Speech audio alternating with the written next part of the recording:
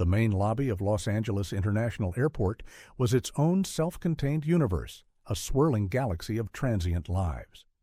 People of every conceivable background crisscrossed the vast echoing space, their rolling suitcases a constant percussive rhythm against the polished floors. It was a place where 1,000 stories brushed past one another, intimate and anonymous all at once, destined never to truly intersect.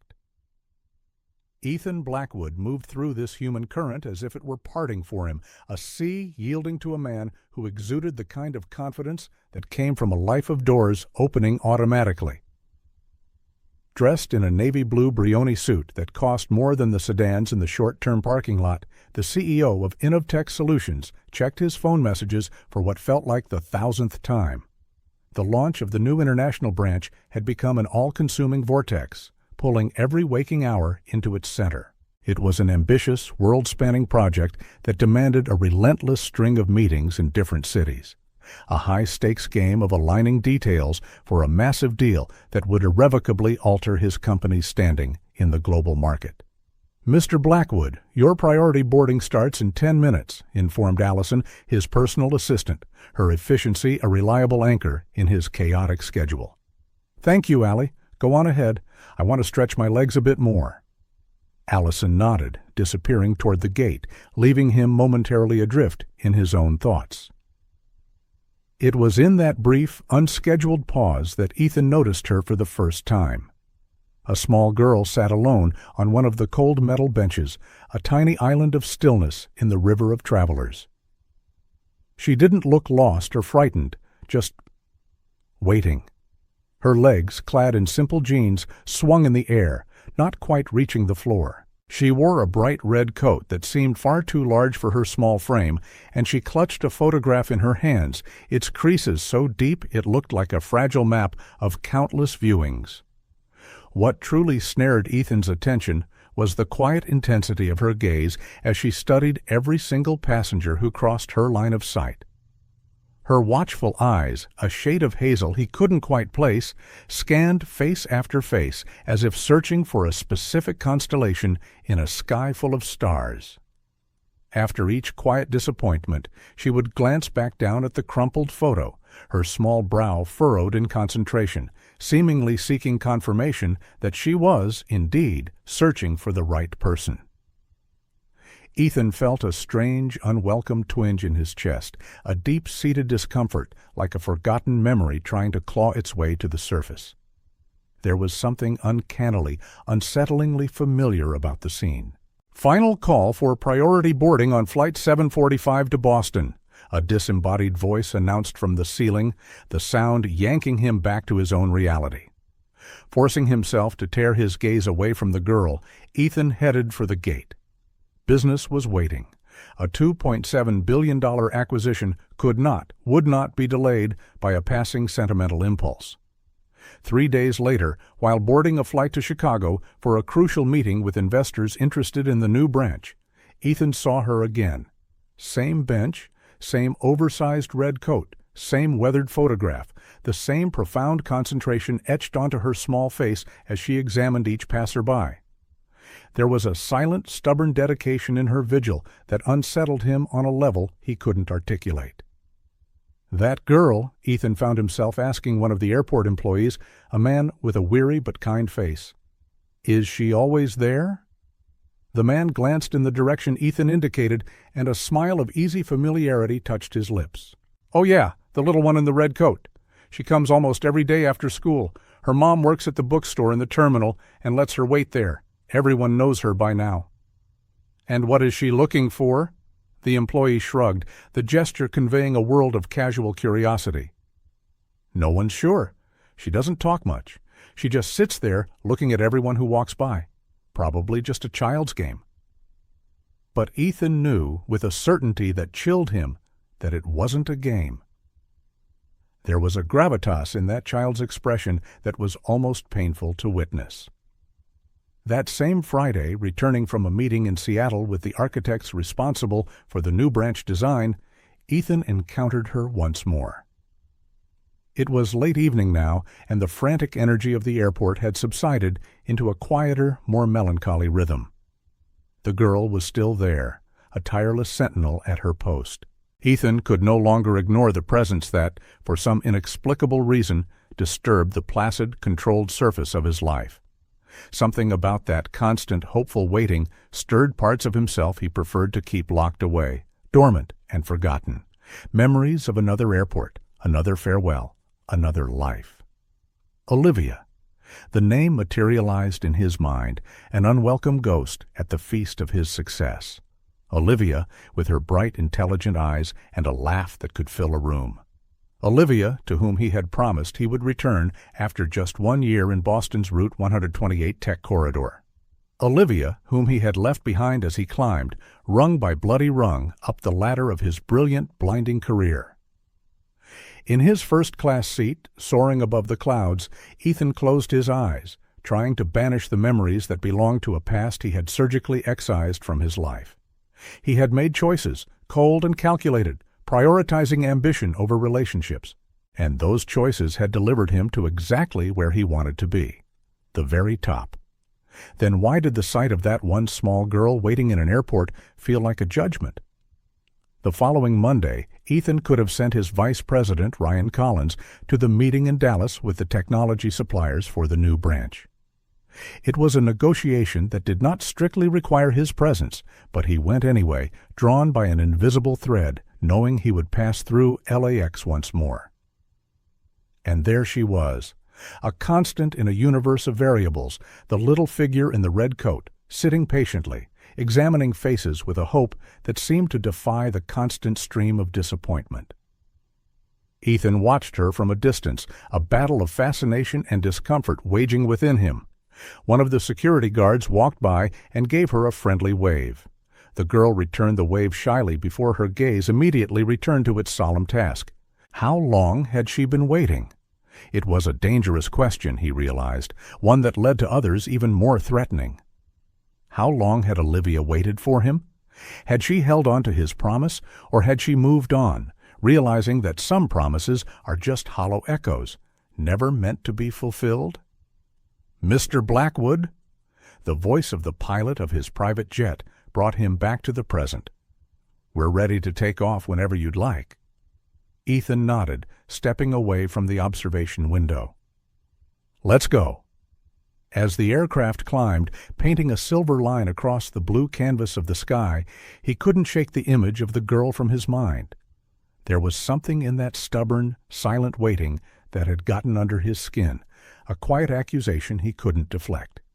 He, who never looked back, who always moved forward with a predator's singular focus, now found himself haunted by the image of a child waiting in an airport. This child, without saying a word, could ask the questions he had spent years meticulously avoiding. Thursday, returning from New York after signing the crucial contracts for the international expansion, the same scene replayed like a film stuck on a heartbreaking loop. The girl in the red coat, the wrinkled photograph, the endless patient vigil. This time, something inside Ethan finally broke. Some invisible barrier he had painstakingly constructed over the years shattered into a million pieces. He had a decision to make. He could continue to walk past that child as he had walked past countless people in his life, offering nothing more than a quick, indifferent glance, his focus already on the next goal, the next conquest. Or he could stop for the first time in a long, long while and truly see. Ethan Blackwood, the relentless CEO, the brilliant deal-maker, the man who never allowed emotion to interfere with his decisions, felt a strange and terrifying vulnerability as he faced this simple choice. Picking up his phone, he sent a quick message to postpone his next meeting. Ethan had made his decision. Tomorrow, when he came back, he wouldn't just watch the girl from a distance. Tomorrow he would talk to her. He would ask her what she was looking for, who she awaited with such unshakable faith. What Ethan did not know as his plane sliced through the clouds on its way home was that this simple decision would irrevocably alter the course of his life.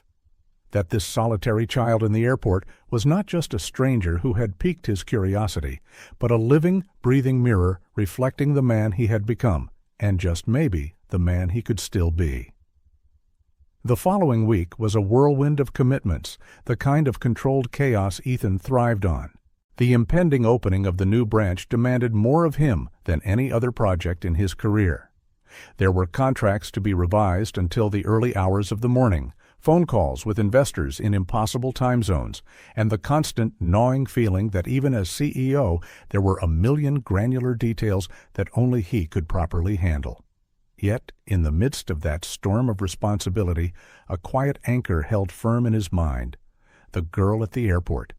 That small figure with the oversized red coat had taken up residence in some forgotten corner of his consciousness, her image surfacing at the most unexpected moments. "Are you all right, sir?" his assistant asked during a tense meeting, catching him staring absently out the floor-to-ceiling window of his office.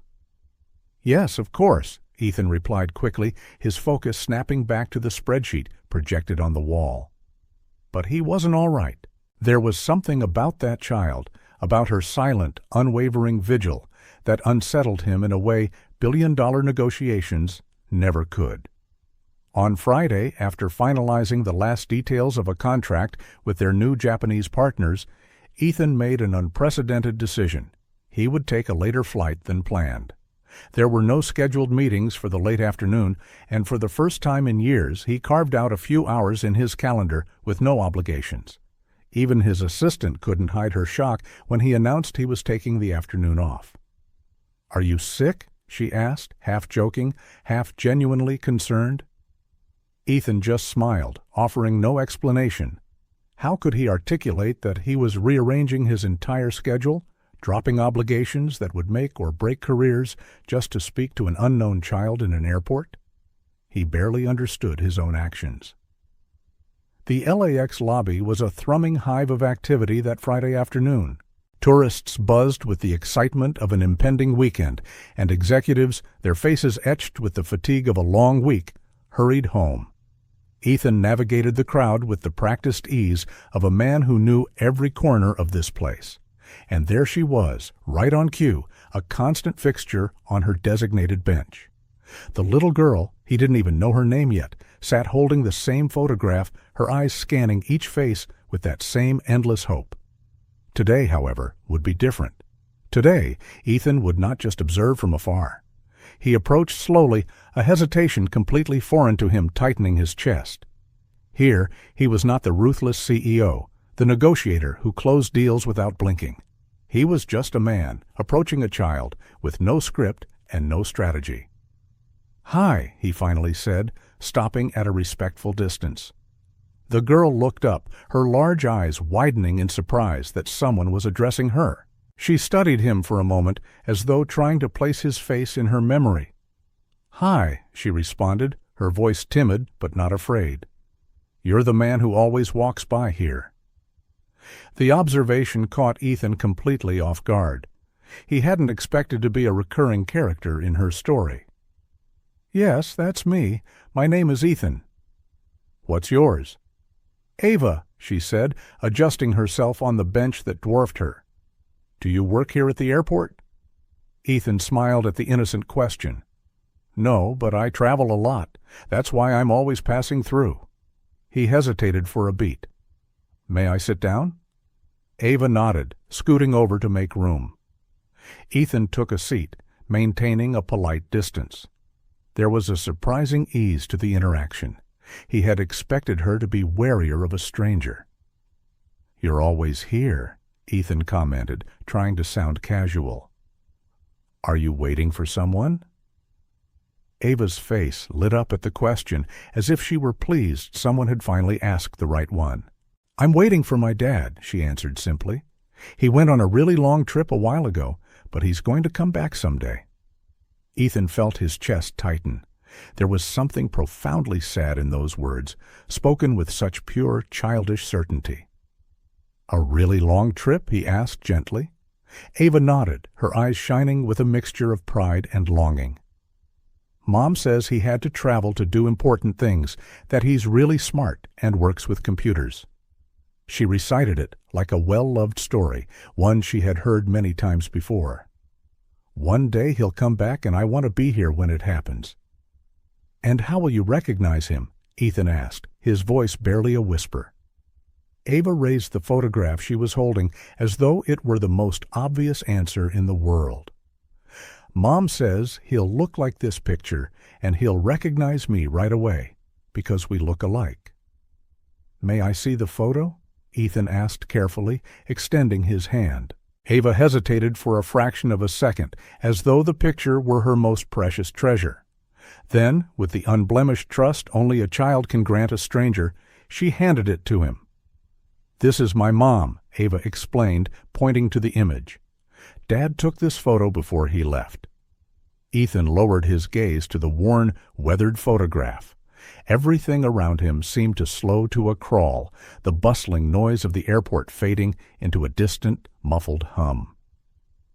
In the photo, a young woman smiled at the camera, her brown hair falling in soft waves around her shoulders, her eyes seeming to shine even on the faded paper. Olivia. The same Olivia he had left years ago, promising to return. The same Olivia whose heart he had shattered when the calls became fewer, the promises more hollow, until a deafening silence consumed them both. Ethan froze. His entire body felt paralyzed, trapped in a single, devastating moment of recognition. The years had been kind to Olivia. In the photo, she looked more mature, but she was still as beautiful as he remembered. It was impossible, and yet it made a terrifying, perfect kind of sense. "Are you okay, Mr. Ethan?" Ava's worried voice pulled him from the wreckage of his thoughts. He realized he had been silent for far too long, staring at the photo with an expression that must have alarmed her. He felt the wet track of tears on his cheeks, something that hadn't happened in over a decade. He wiped them away quickly, struggling to regain his composure.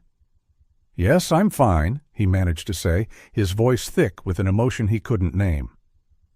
"Your mom is very beautiful." Ava beamed with pride. "She's the prettiest in the whole world, and the smartest, too. She teaches books at a big school." "Literature?" Ethan murmured, more to himself than to Ava. Olivia had always wanted to be a literature teacher. She had spoken of it with such passion when they first met, back when he was just a programmer with big dreams and an empty bank account. "How did you know?" Ava asked, tilting her head with a curiosity that was achingly familiar. His heart hammered against his ribs. He had already said too much. "I guessed. From the way you talked about her," he improvised, returning the photo with a hand that trembled slightly. "Ava, how long has your dad been away?" The girl thought for a moment, her brow furrowing as she tried to grasp a length of time that was clearly beyond her understanding. "Since before I was born," she finally answered. "Mom says he doesn't even know I exist, but when he comes back, he'll love me so much." Each word was a fresh stab to his chest. The guilt was overwhelming, a toxic cocktail mixed with something dangerously close to hope. Calculations formed automatically in his mind. The time since he left Olivia, Ava's probable age. It all fit. Could it be? "Why are you crying again?" Ava asked, noticing the fresh tears that he hadn't even realized were falling. "Sometimes grown-ups get emotional when they hear beautiful stories," he responded, wiping his face with the back of his hand. "Your story reminded me of someone I met a long time ago." Ava studied him with an unsettling intensity, as though she could see straight through the layers of defense he'd built over the years. "Did you leave someone waiting too?" she asked with the brutal, innocent frankness only a child possesses. The question hit Ethan like a physical blow. How could he possibly answer that? How could he explain to a child the selfish, ambitious choices adults make, the dreams they chase at the expense of others, the promises they break, believing there will always be time to fix them later? "Yes," he finally admitted, surprised by his own raw honesty. "And it was the biggest mistake of my life." Ava nodded, absorbing his confession with a seriousness that belied her age. "Mom says everyone makes mistakes, even adults. The important thing is to apologize, for real." A sad smile formed on Ethan's lips.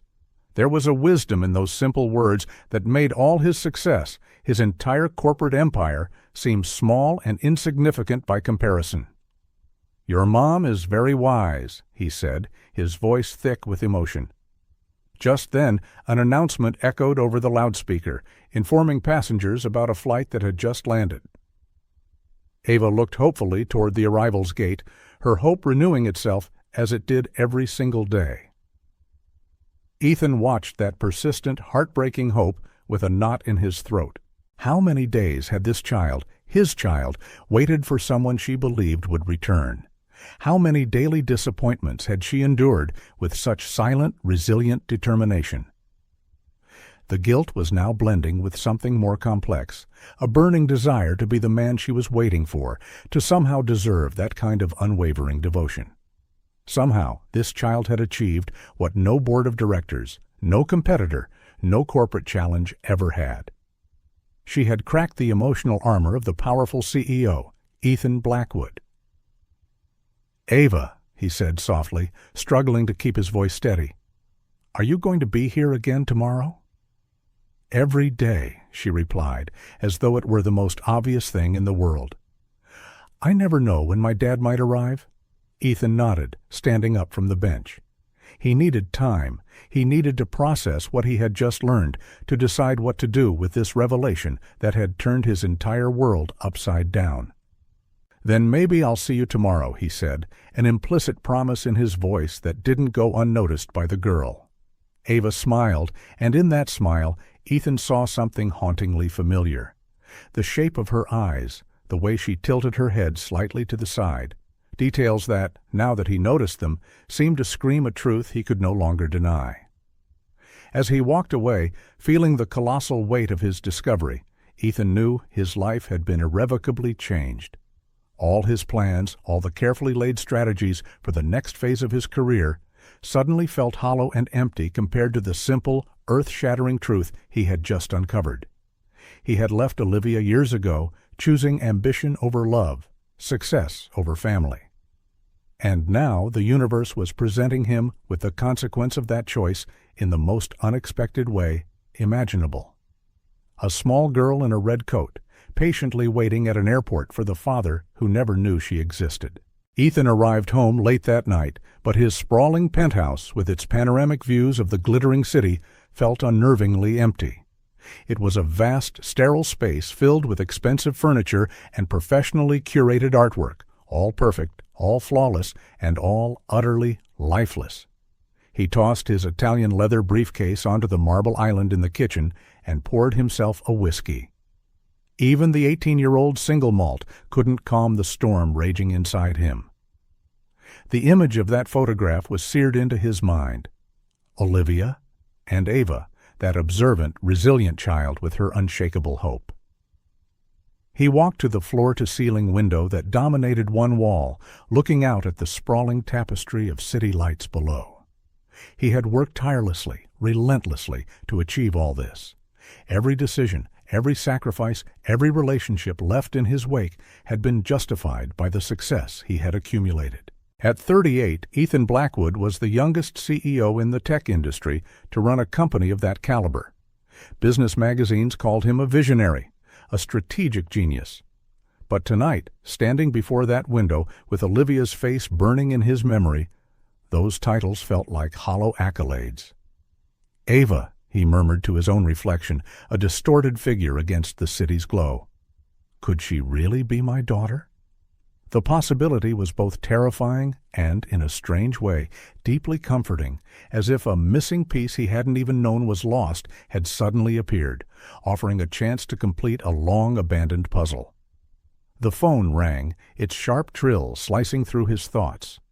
It was Ryan, his vice president, with some crisis that needed his immediate attention. Something about the contracts for the new branch.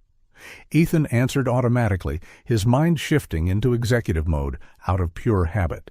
But as he discussed clauses and percentages, his thoughts kept drifting back to the airport, to Ava, to Olivia. The board meeting the next morning dragged on for an eternity. Graphs, projections, financial reports, it all blurred into a meaningless collage before his eyes. Usually, he would dominate these discussions with surgical precision, his mind 10 steps ahead of everyone else in the room. But today, he was distant, almost disengaged. "Ethan, do you agree with the strategy for the next quarter?" The voice of the board's chairman, Richard Harrison, pulled him back to the room. "Yes, of course," he replied automatically, not even remembering what had been discussed for the last 10 minutes. His mind was at LAX with Ava, with the tangled web of possibilities and consequences born from his past choices. After the meeting, locked in the sterile quiet of his office, Ethan couldn't focus on work. Memories came in waves, as though a long-sealed floodgate had been thrown open. Olivia at 23, her hair blowing in the wind as they strolled through a park on their first date. Olivia quietly crying at the airport when he left, her face a mask of sorrow as he promised to return in a year. Their early video calls, so full of excitement, plans, and promises. And then the gradual decay, the calls growing shorter, more spaced out as his career skyrocketed. The final strained conversation when he finally admitted he wouldn't be back soon, that the opportunity was too big, that he needed more time. Olivia's expression in that last call, a heartbreaking mix of disappointment and quiet resignation, still haunted him. And then the silence. The cowardice of letting time and distance do the dirty work of ending a relationship he no longer had the courage to face. Ethan loosened his tie, feeling suffocated by the weight of these memories. How could he have been so cruel? How could he have moved on without a backward glance, building his empire on the rubble of broken promises? "Mr. Blackwood, your next appointment is waiting," his assistant announced over the intercom. "Cancel it," Ethan replied, his own decisiveness surprising even himself. "Cancel all my appointments for the rest of the day." Ignoring the palpable shock in his assistant's voice, Ethan grabbed his personal cell phone, not the company-issued one, and did something he hadn't done in years. He searched for Olivia Bennett online. Several results appeared, of course, but after a few attempts, refining the search to include teacher and literature, he found what he was looking for. Olivia Bennett, literature teacher at Hampton Elementary School in Westchester County, New York. The photo on the school's website left no room for doubt. It was her, a few years older than in Ava's rumpled picture, but unmistakably Olivia. Ethan felt his heart pound against his ribs. A school, an address, a solid, concrete clue. In the days that followed, Ethan felt as though he were living a double life. At the office, he remained the unyielding CEO, his focus laser-sharp on finalizing the massive deal for the new branch. But his evenings were now devoted to a private, clandestine investigation. The Internet revealed more about the life Olivia had built in his absence. There were mentions in local newspapers for reading incentive programs she had started, a low-key professional profile on a networking site, but no active social media. Olivia had never liked too much exposure. There was no mention of Ava, which made sense. Olivia had always been private, and with a daughter, she was likely even more cautious. Ethan found himself passing through LAX more often than necessary, creating reasons to be there. Sometimes he only watched Ava from a distance, a silent observer, still not ready to approach Olivia directly. Other times he would sit with the girl for a few minutes, engaging in simple conversations about school, books, cartoons, safe topics that wouldn't raise suspicion. In one of those conversations, Ava casually mentioned where she lived. "It's a blue house near Westfield Park," she said, swinging her feet in the air. "There's a big tree out front where Mom hung a swing for me." Ethan stored that piece of information like a precious gem. Later, driving by himself, something he rarely did, he found the house. It was a modest, well-kept home with faded blue paint and, just as Ava had described, a large, sprawling tree with a simple swing hanging from one of its branches.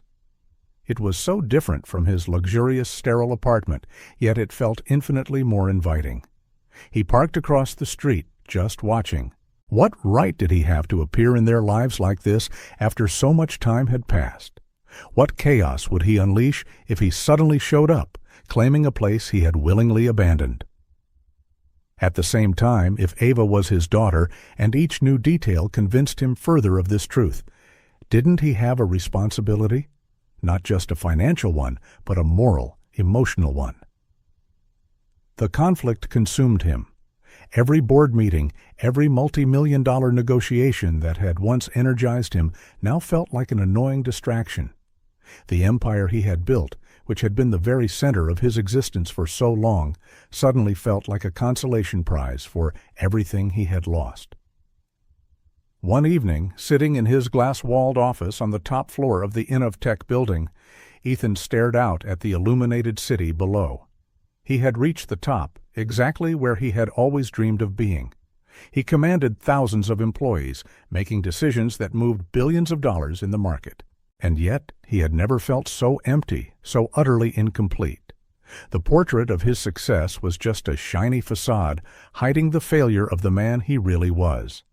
A man who had abandoned the woman he loved, who didn't even know he had a daughter waiting for him, faithfully, every single day. That night, Ethan made a decision. It wasn't enough to simply observe from afar, to gather information in casual, stolen conversations. He needed to confront the truth. No matter how painful it might be, he needed to speak with Olivia. Leaving his suit jacket draped over his chair, a symbolic gesture of temporarily casting aside his mantle of power, Ethan left the office. It was time to find out if there was still a chance to fix what he had broken so many years ago. The decision was made, but carrying it out was another story entirely. Ethan spent 3 days planning what he would say to Olivia. He rehearsed every possible scenario in his mind, every potential reaction, every carefully chosen word. This was how he ran his company, by anticipating all outcomes, by preparing for every eventuality. But this was different. This was personal.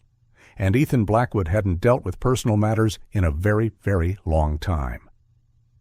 On a Thursday afternoon, after canceling a video conference with European investors, an unthinkable act just weeks ago, Ethan drove himself to the neighborhood in Westchester County where Olivia and Ava lived.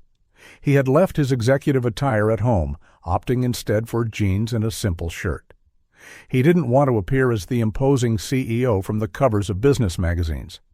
He just wanted to be Ethan, though he wasn't entirely sure he remembered who that person was anymore. The neighborhood was peaceful, a quiet enclave of tree-lined streets and modest but well-maintained houses. Children rode their bikes on the sidewalks. An elderly man walked his dog. A woman watered her garden. It was a tableau of simple, real life, so profoundly different from the gleaming towers of steel and glass where Ethan spent his days.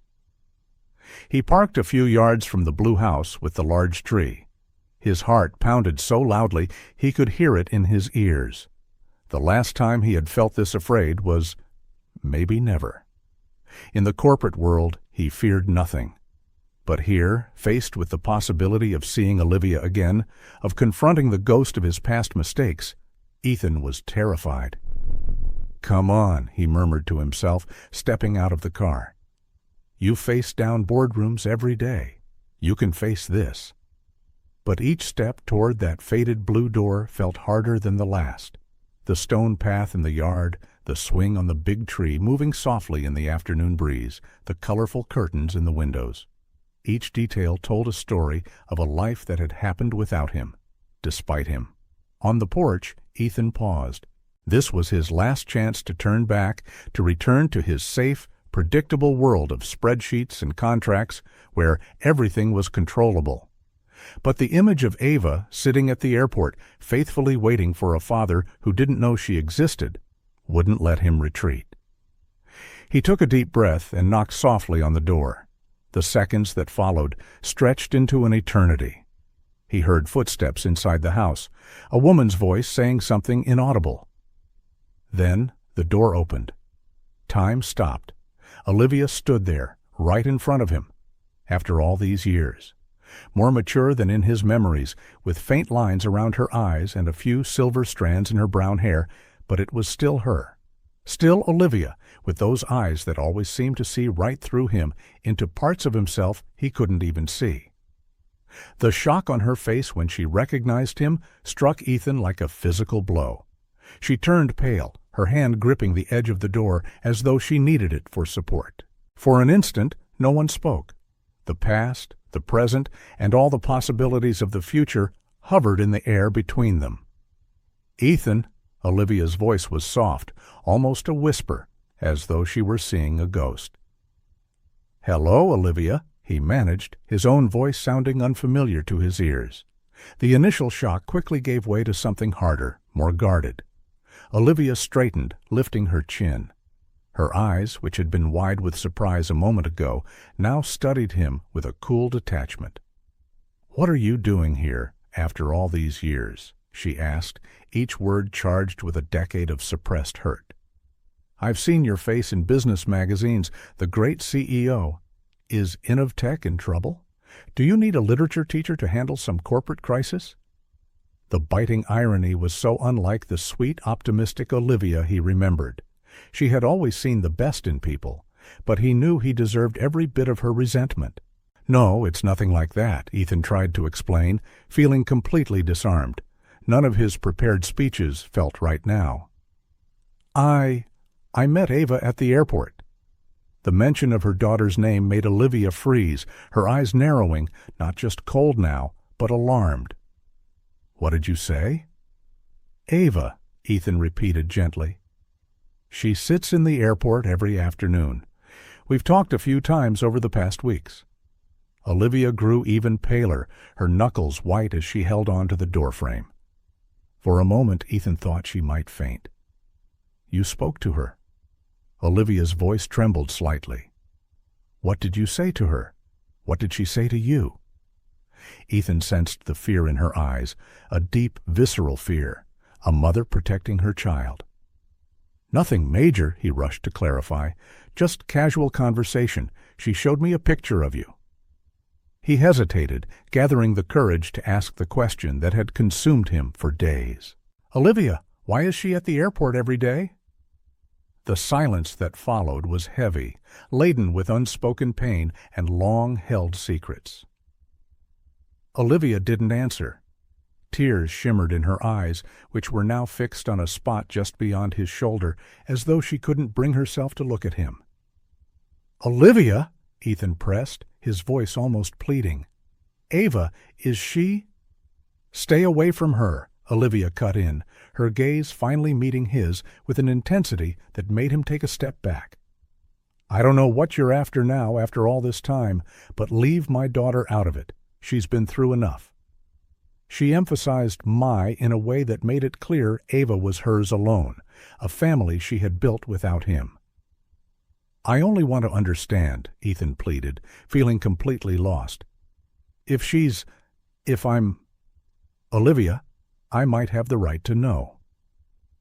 A bitter smile twisted Olivia's lips. "Right?" she repeated, letting out a harsh, humorless laugh. "You lost any right the moment you decided your precious future as a CEO mattered more than us, more than me." Her words hit him like a slap. He couldn't deny the truth in them. "I made mistakes," he said, his voice wavering. "Terrible mistakes.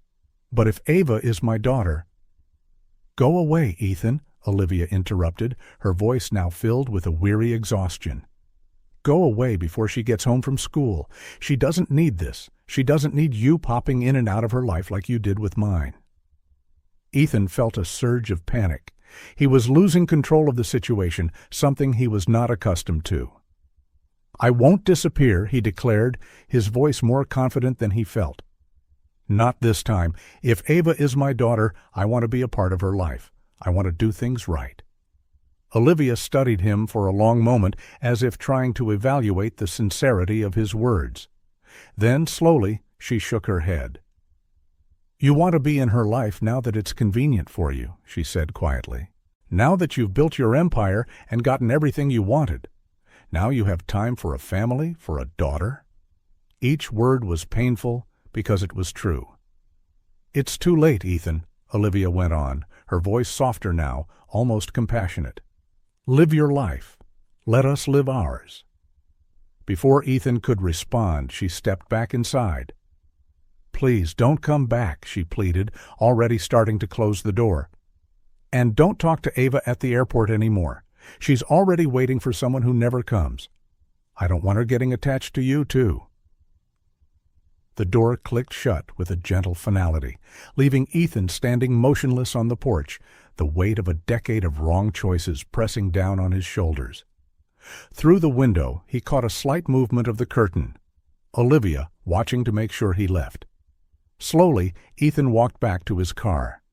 The short journey felt infinitely longer on the way back than it had on the way there. Each step was burdened by rejection, unanswered questions, and the ghosts of squandered possibilities. In the car, he didn't start the engine right away.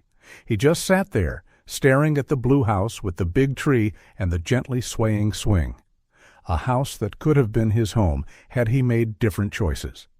Olivia had neither confirmed nor denied that Ava was his daughter, but her reaction, her fear, her fierce protectiveness, said more than words ever could. Now Ethan had more questions than answers. One thing, however, he knew for sure. He couldn't simply walk away. Not again. Not this time. 3 days passed since the confrontation at Olivia's house. 3 days in which Ethan could barely focus on work. The rejection, the closed door, the unanswered questions, they all churned in his mind like a relentless storm. "Are you all right, sir?" his assistant asked, after noticing him gazing out the office window for almost 10 minutes, ignoring several important documents on his desk. "I'm fine," Ethan replied automatically, though he was far from it. The morning dragged on in a series of meetings where he was physically present but mentally absent. His thoughts kept circling back to Olivia, to Ava, to the life he might have had. It was as if, after years of operating like a perfectly calibrated machine, something essential had broken inside him. At 2:00 bar in the afternoon, Ethan did something he had never done in his entire career.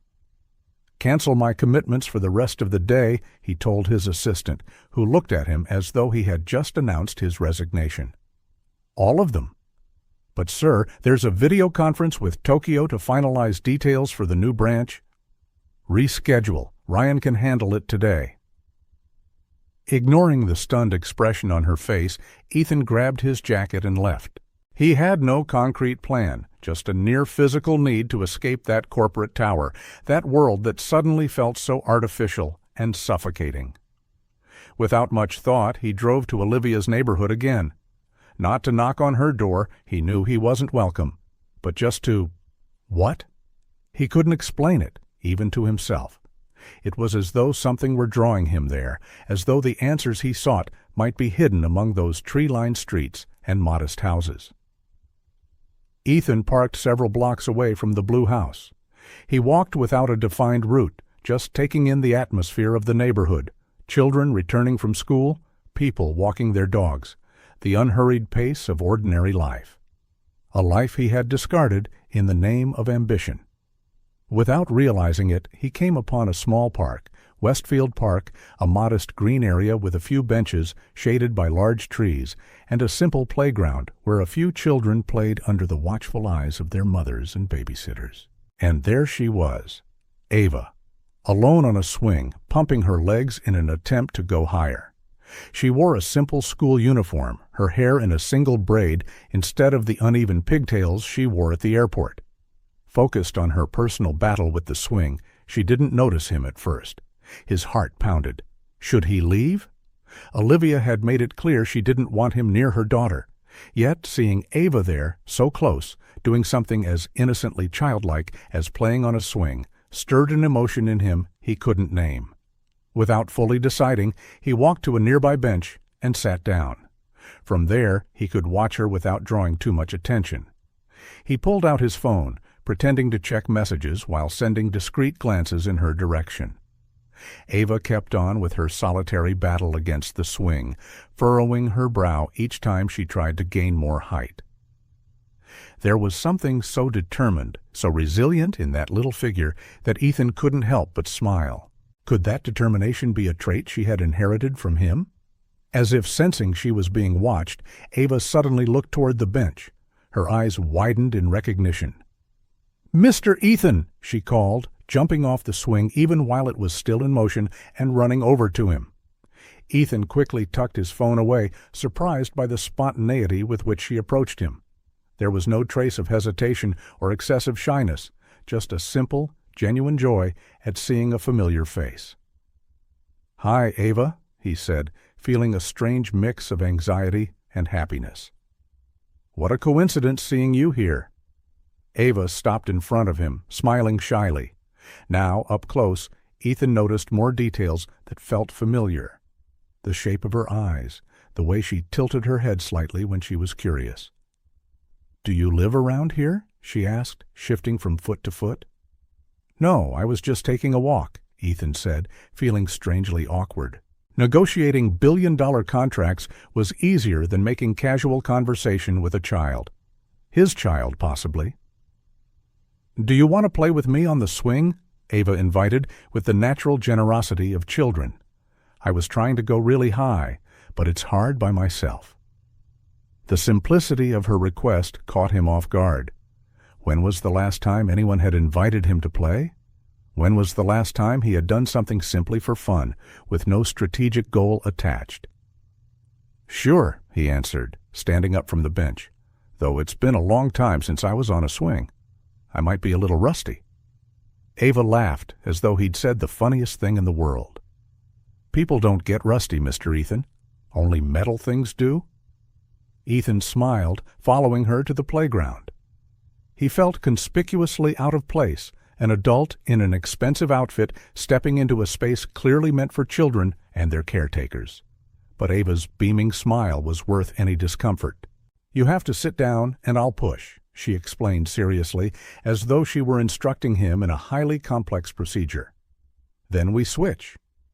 Ethan complied, lowering himself onto a swing that was definitely too small for an adult.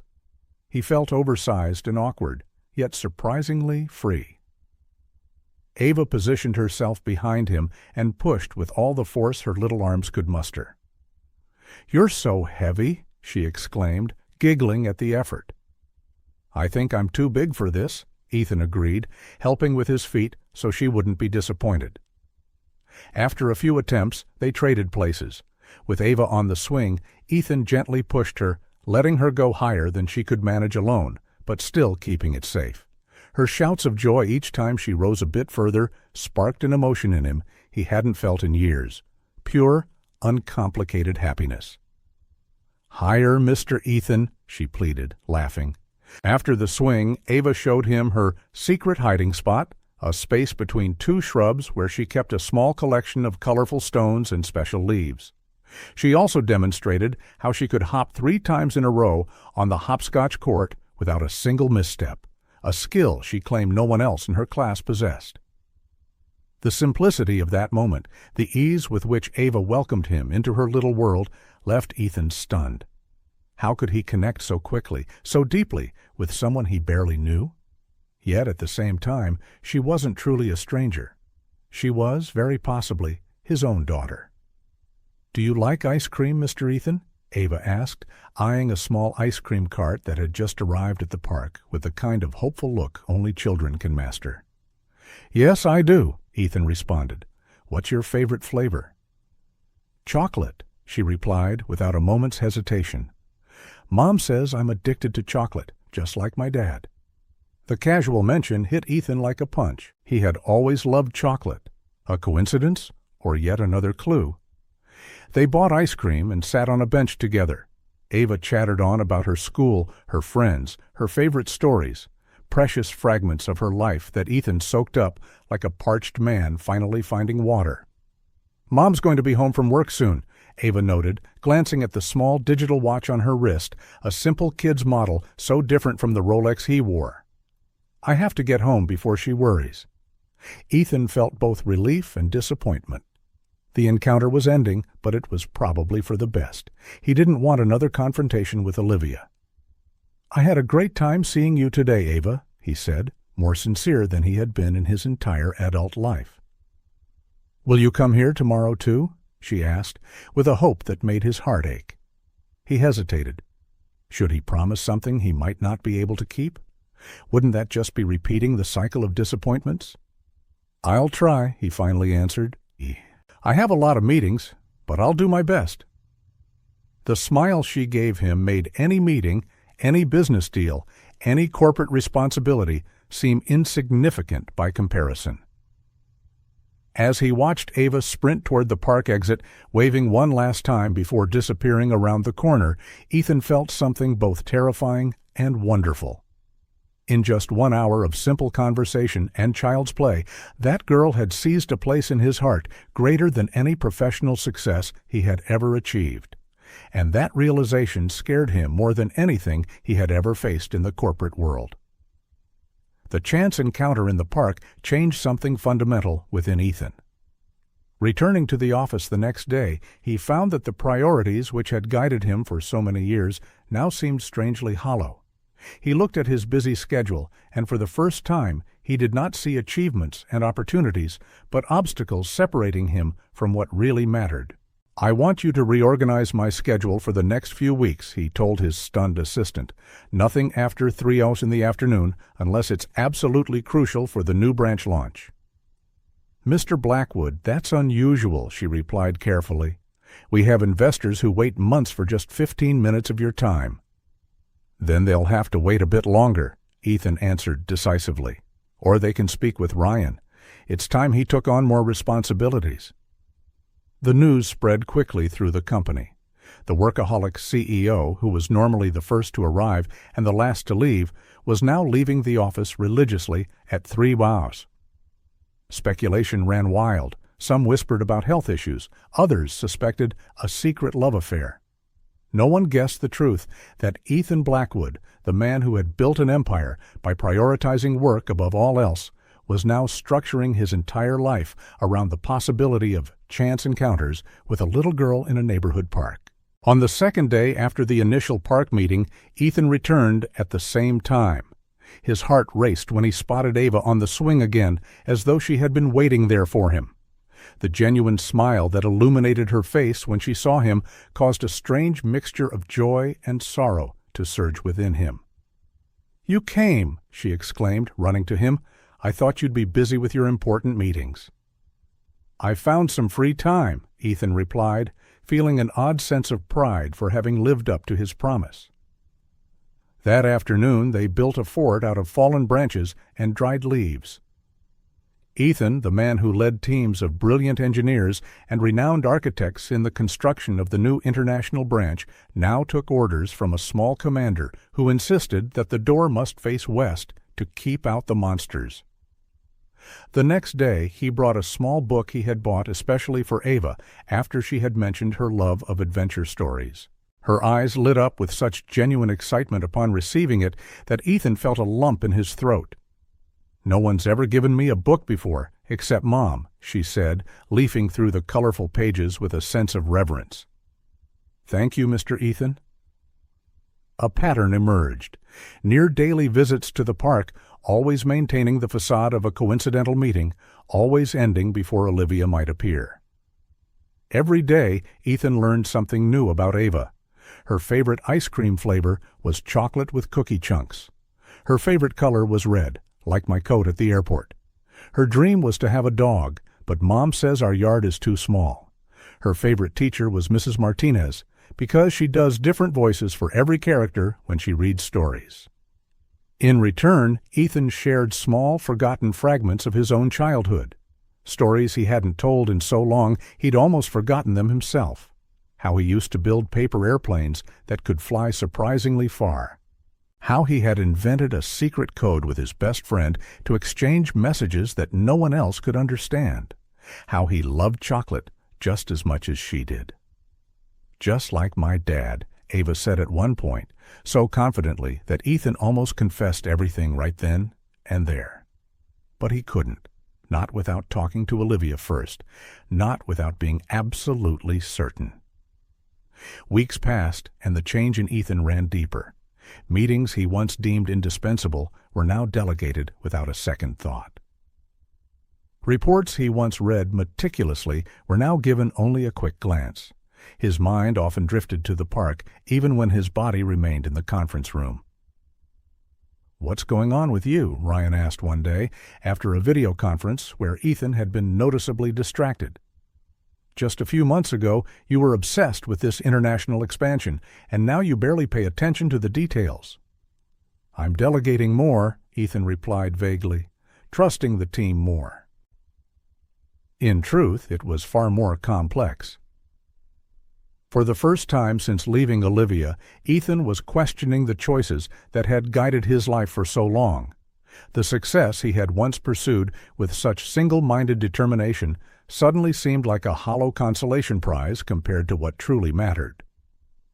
On a particularly sunny afternoon, 3 weeks after their first meeting in the park, Ethan and Ava sat under the shade of a large tree. She had brought her collection of colorful stones to show him, explaining with earnest gravity the story behind each one, where she had found it, why it was special, what magical powers it possessed. "This one is the most important of all," she said, holding up a common-looking stone that was slightly bluish. "I found it on Mom's birthday. I told her it was a present from the fairies." Ethan smiled, charmed by the girl's imagination. "Did your mom believe you?" "Of course," Ava said, as though it were the most obvious thing in the world. "Mom always believes in me. It's just the two of us, you know. We have to believe in each other."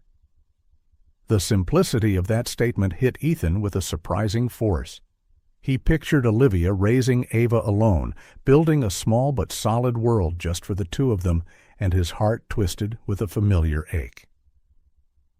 "Do you ever miss having other people in your family?" he asked carefully. Ava grew serious, gently placing the bluish stone back in her collection box.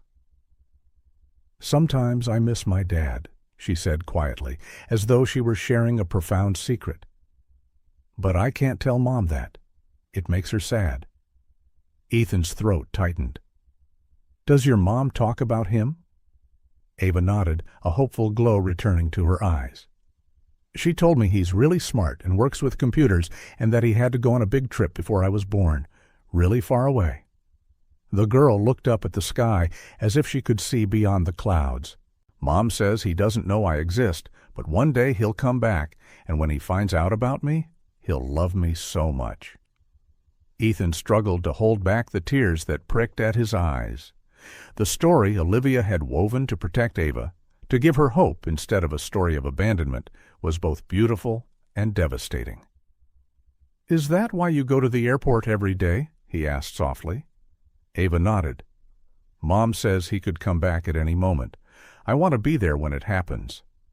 She smiled with a confidence that broke his heart. "I think I'll recognize him right away. Mom says we look alike." "You've never met your dad?" Ethan asked, though he already knew the answer.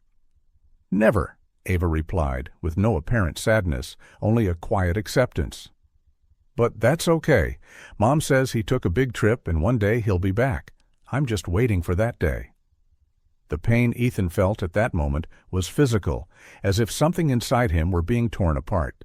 The reality of what he had done, of what he had missed, hit him with brutal clarity. He hadn't just abandoned Olivia. He had abandoned this wonderful, resilient little girl who now waited faithfully every day for a man who had no idea he was supposed to return. His ambition, his obsession with success, his single-minded focus on building Innovtech had taken him so far from what truly mattered that now, sitting on the grass of a simple park, he barely recognized the man he had become. "What if," Ethan began, choosing his words with extreme care, "what if your dad didn't know you were waiting? What if he got lost on his way back?" Ava considered this with a profound seriousness. "Mom says sometimes people get lost in their own lives," she replied, with a wisdom that seemed far beyond her years. "They forget how to find their way home, but if the love is real, they always find their way back." Ethan swallowed hard, unable to reply. How could he explain to a child that sometimes people make terrible, deliberate choices? That sometimes what seems important at the time, power, money, status, overshadows what truly matters.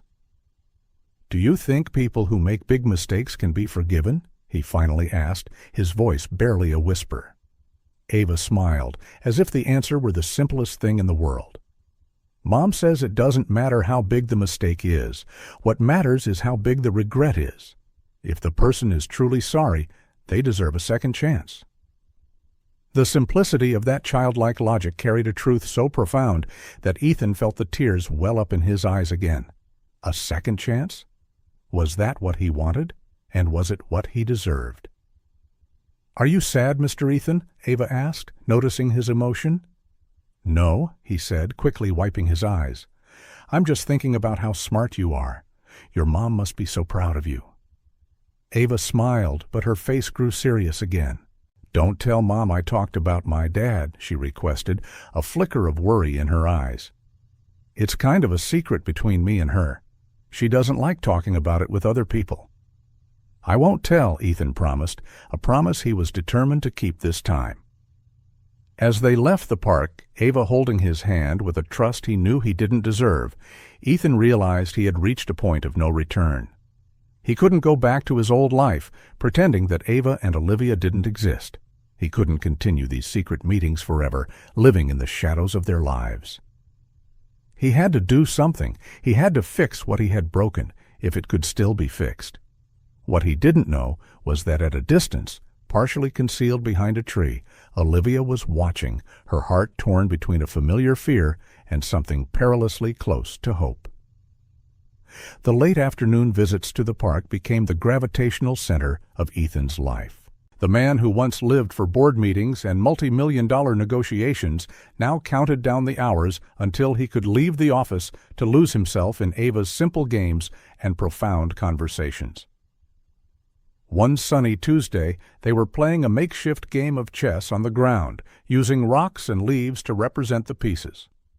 Ethan had taught her the basics the week before, and he was astonished at how quickly she learned.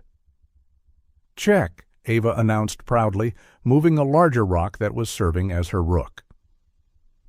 Ethan studied the improvised board with mock seriousness, as if he were facing a real challenge. In truth, he was more interested in observing Ava. She furrowed her brow when she was concentrating, creating a slight wrinkle between her eyebrows, just like him. "You look very serious when you're thinking," Ethan commented casually. Ava didn't even glance up from the board. "Mom says I look like a scientist working on a tough experiment," she replied, still plotting her next moves. "She says I frown just like my dad did." The casual remark made Ethan freeze for a moment. This was the first time Ava had spontaneously mentioned a specific similarity to the father she had never met.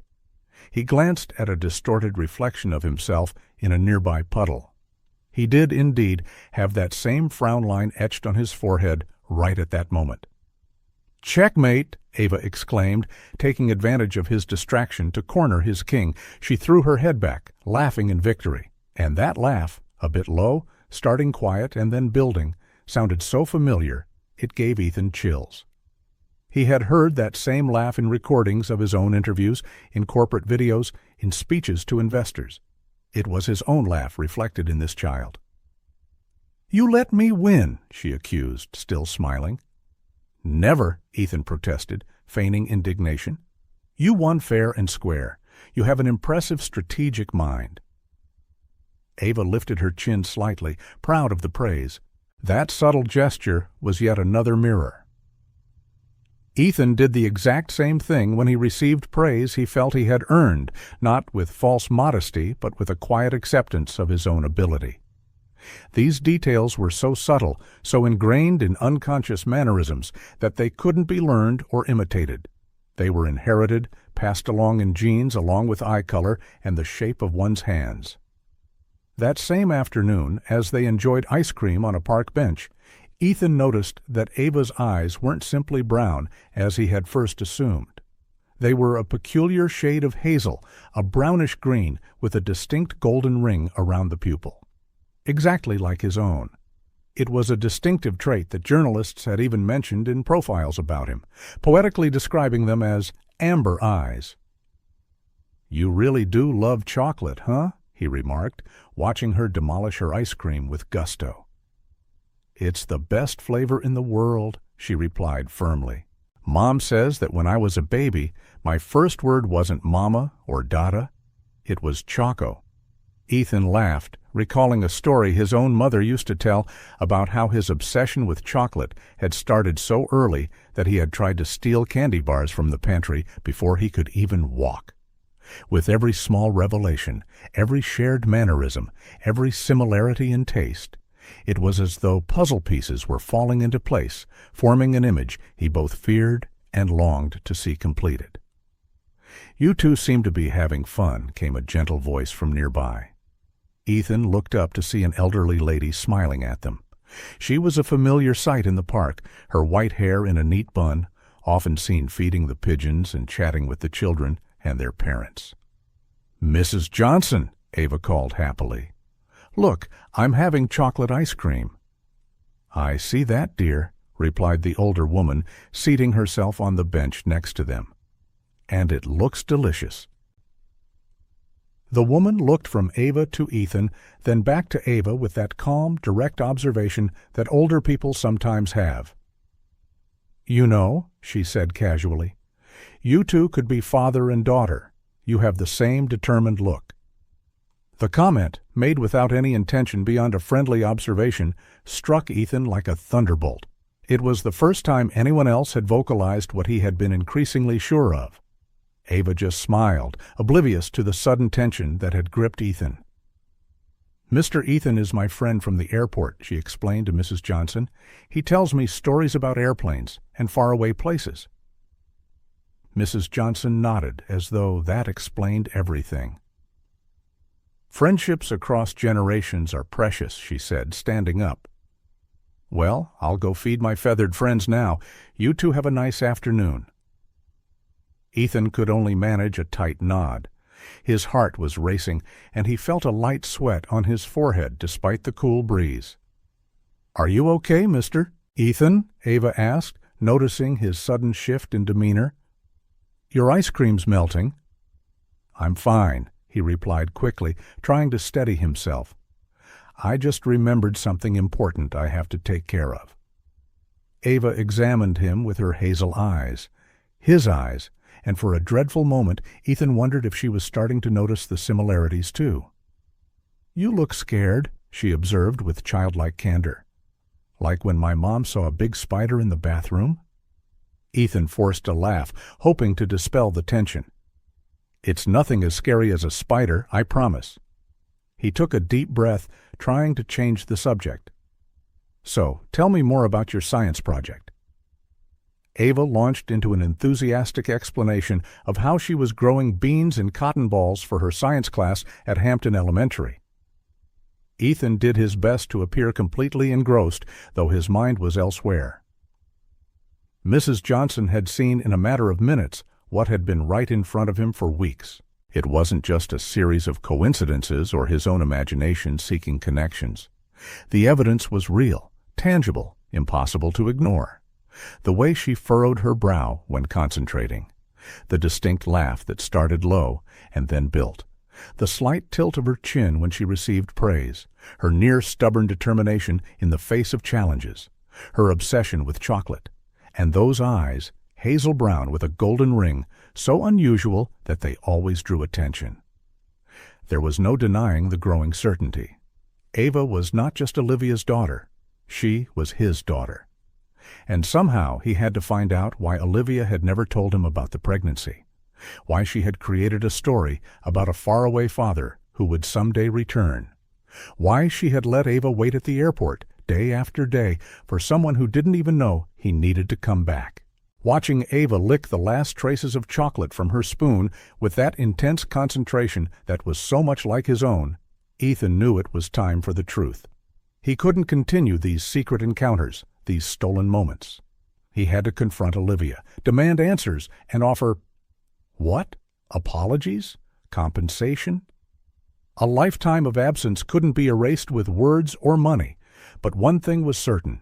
He would not run away this time. He would not abandon Ava again, even if she didn't know she had already been abandoned once. "What are you thinking, Mr. Ethan?" Ava asked, snapping him out of his thoughts. "You have that concentrating face again, the one that looks like mine." "Just like yours," Ethan repeated softly. "I'm thinking that I need to resolve some important things, Ava. things I've left unfinished for far too long. And for the first time since he had left Olivia all those years ago, Ethan Blackwood felt ready to face the consequences of his actions. Night was falling when Ethan made up his mind.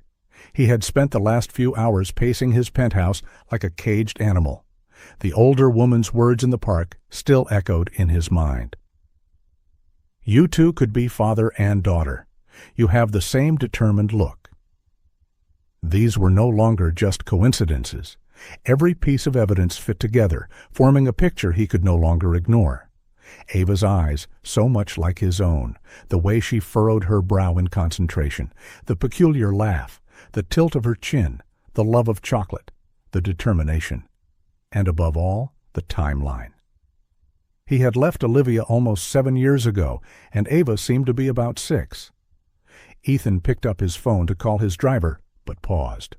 No, he wasn't going to show up in his executive car with a uniformed chauffeur. This wasn't a time for power moves or status symbols. This was a moment of truth, of humility. Perhaps the first time in years he was facing something without the armor of his professional success. He dressed simply, jeans, a t-shirt, and a light jacket. No tie, no expensive watch, nothing that screamed CEO. He took his own car from his building's garage, a model he rarely used. On the drive to Olivia's neighborhood in Westchester County, his thoughts whirled. What would he say? How would she respond if his suspicions were confirmed? And what if he was wrong? Near the blue house, he parked several blocks away. He preferred to walk the remaining distance, using the time to organize his thoughts. The evening air was cool and the suburban streets were calm. He could see families finishing dinner through lit windows, scenes of a normal life, a life he had traded for boardrooms and 5-star hotels. Olivia's house was one of the few with lights still on. From the sidewalk out front, he could see her through the living room window, sitting on the couch, seemingly grading papers. There was no sign of Ava, who was probably already asleep. He drew a deep breath and walked to the door. Each step felt laden with meaning, as though he were crossing not just a small front yard, but years of bad decisions and missed opportunities. He knocked gently, not wanting to startle anyone or wake Ava. He heard footsteps approaching, followed by Olivia's cautious voice. "Who is it?" "It's me, Ethan." Silence. For a moment he thought she might ignore him entirely. Then he heard the lock turn and the door opened slightly, the security chain still in place. Olivia's face appeared in the gap, her expression guarded and defensive. "What do you want? I asked you not to come back." Ethan swallowed hard, recognizing in her gaze the same determination he had seen in Ava's. Mother and daughter, protecting each other from a world that could hurt them, from a man who already had. "I need to talk to you, Olivia. It's important." "I'm busy," she replied, starting to close the door. "Please," Ethan pleaded, a word he hadn't used in years. 5 minutes. It's about Ava." The mention of her daughter's name made Olivia hesitate. She studied him for a moment, searching for signs of danger, then exhaled in resignation. She closed the door to remove the chain, then reopened it. "Ava's asleep," she warned in a low voice. "And I want her to stay that way. We can talk on the porch." She stepped outside, quietly shutting the door behind her. On the small front porch, 2 simple chairs sat side by side. She took one, gesturing for him to take the other. The soft glow of a nearby street lamp partially lit their faces, creating an almost intimate atmosphere despite the tension. Ethan sat, then immediately stood again, too restless to remain still. How to begin? How to put into words the suspicions, fears, and hopes that were swirling in his mind? "I've been seeing Ava at the park," he finally said. There was no point in hiding it. "We meet almost every day these past few weeks." Olivia didn't look surprised, only resigned. "I know, I saw you a few times." Now it was Ethan's turn to be surprised. "You saw us? And you never said anything? Never interfered?" Olivia sighed, running a hand through her hair in a gesture that spoke of exhaustion. "What was I supposed to do? Yank my daughter away? Start a scene in front of everyone? She shook her head. Ava told me about the nice airport friend she's been meeting at the park. She didn't mention your name, but it wasn't hard to figure out. Ethan processed this, trying to understand what it implied. So you allowed it? I didn't allow it, Olivia answered firmly. I observed from a distance. I wanted to see what you would do, what you would tell her, whether you would try to turn her against me or make big promises you couldn't keep. She paused, her gaze meeting his. But you didn't do any of that. You just played with her, talked to her like a normal adult with a child. Ethan couldn't tell if he should feel relieved or offended at her implied surprise. I would never do anything to hurt Ava, he said with conviction. She is. The words caught in his throat. She is what, Ethan? Olivia pressed, challenging him to say aloud what they both knew hovered between them.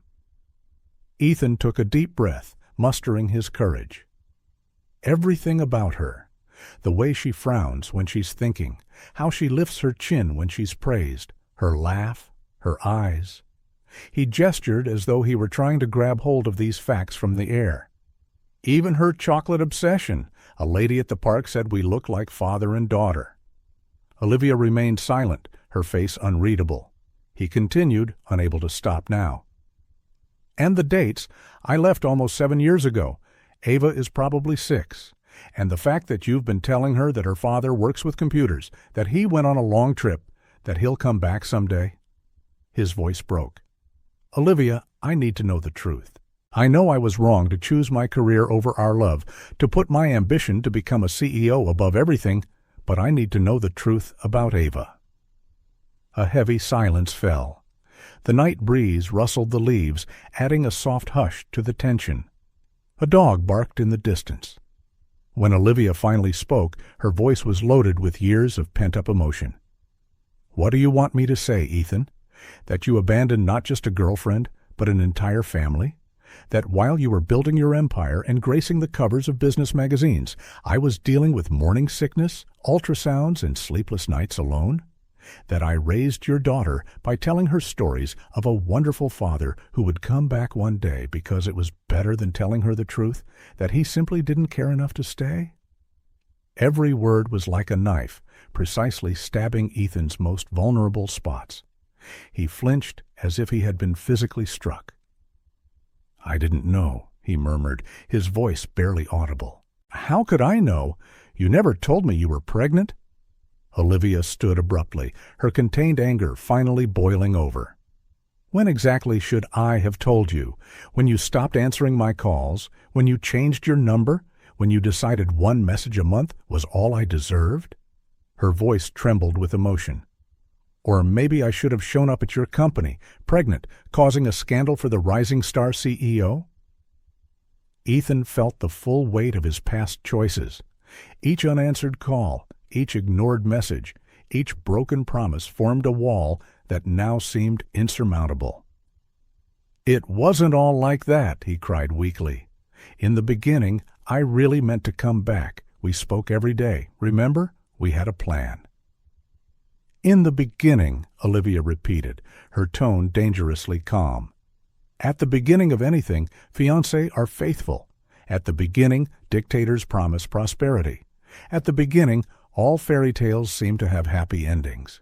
She folded her arms protectively. It's not beginnings that define people, Ethan. It's the middles, the endings, the choices they make when the initial excitement fades. Ethan ran his hands over his face, feeling the crushing weight of years of neglect. You're right, he finally admitted. I made terrible choices. I prioritized things that seemed important at the time, success, recognition, power, and I lost what truly mattered. He raised his eyes to meet hers, not hiding his vulnerability. But I'm here now. I'm trying to fix it, if that's still possible. Olivia studied him for a long moment, as though she were trying to gauge his sincerity. Why now? Because you found out Ava is probably your daughter? If she didn't exist, would you still be here, trying to fix us? The question hit Ethan with a profound realization. Would he have sought out Olivia if Ava hadn't been a part of the picture? The painful answer was, probably not. He had moved on, built his life, and seldom looked back, except in rare moments of nostalgia. I don't know, he answered honestly, but Ava does exist, and it seems she's my daughter. He paused, gathering his courage for the final question. Isn't she? Ava is my daughter, right? Olivia sank back into the chair, suddenly looking exhausted. When she spoke, her voice held no more anger, only a painful resignation. You really didn't realize Ava is your daughter, Ethan. By the time you left for your big trip to build your corporate empire, I was already pregnant, though I didn't know it yet. When I found out, you'd already moved on, without looking back. So, I decided to move on too. Olivia's confirmation hit Ethan like a tidal wave. Even though he had suspected it, even though he had pieced together all the clues, hearing it spoken was entirely different. He braced himself against the wall, his legs feeling weak, devastated by the thought of how much he had missed, how many of his daughter's milestones he had sacrificed on the altar of ambition. All those days at the airport, Ethan whispered, his voice cracking. She was waiting for me. Olivia nodded, tears sliding down her cheeks in silence. Yes, she believes you'll come back someday, that when you learn about her, you'll love her the way she deserves. It's the one thing I've asked of you all these years, even though you didn't know it, that when this moment came, you wouldn't let her down like you let me down.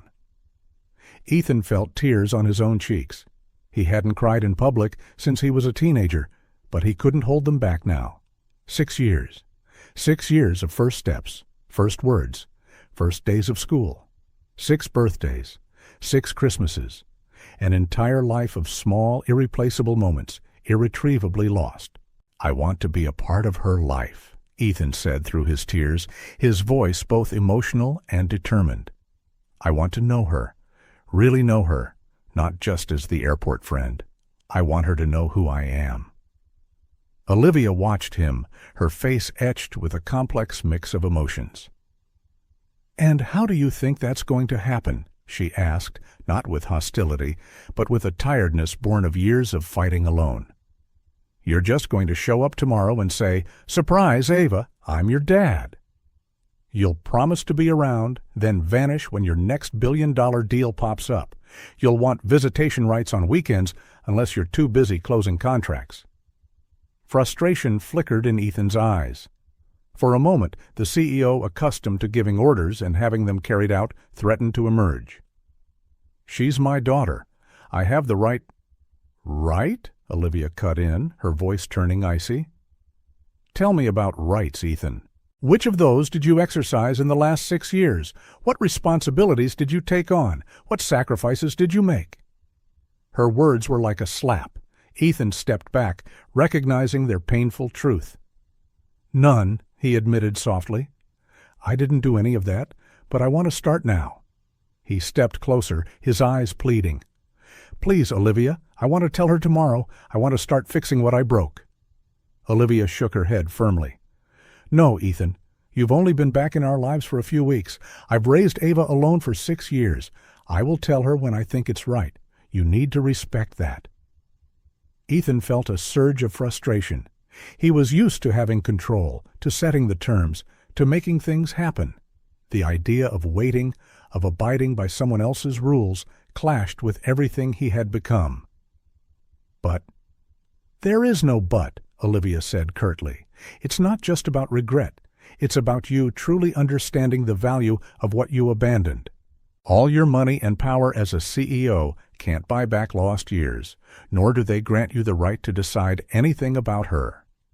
Now, Olivia softened her tone slightly, seeing the genuine pain in his eyes. Understand, Ethan, Ava isn't a business deal you can acquire just because you decide it's now worthwhile. She's a person, a child with fragile feelings and huge hopes about the father she never met.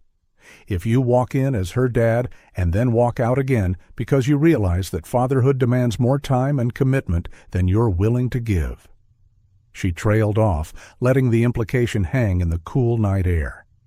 Ethan knew she was right. The frustration yielded to a reluctant understanding. For the first time, he grasped that he couldn't simply act like a CEO in this situation. He couldn't force or buy his way to the result he wanted. "How long?" he asked finally. "How long until you tell her?" Olivia contemplated his question. "I don't know," she answered honestly.